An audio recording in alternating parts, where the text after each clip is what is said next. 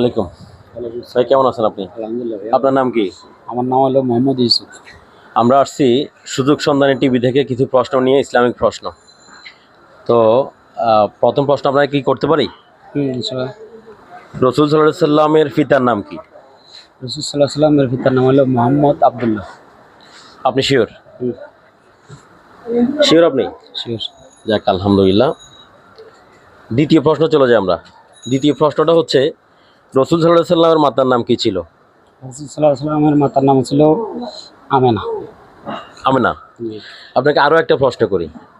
প্রশ্নটা হচ্ছে, রসুল সাল্লাল্লাহু আলাইহি সাল্লাম নবুয়তের কত বছর পেয়েছিলেন? মানে নবুয়তের পরে উনি কত বছর পৃথিবীতে ছিলেন? 23 বছর। 23 বছর। মাশাআল্লাহ। প্রিয় দর্শক, উত্তরগুলো অনেক সুন্দর হয়েছে, অনেক চমৎকার হয়েছে। আমরা সামনের দিকে ইনশাআল্লাহ যারা এভাবে প্রশ্নগুলো দিতে পারবে সঠিক সুন্দরভাবে, ইনশাআল্লাহ কুইজের ব্যবস্থা করব। পাশাপাশি নেক্সট ভিডিও পাওয়ার জন্য আপনারা অপেক্ষা করুন এবং আমাদের চ্যানেলটাকে ফলো করে দিন। আসসালামু আলাইকুম।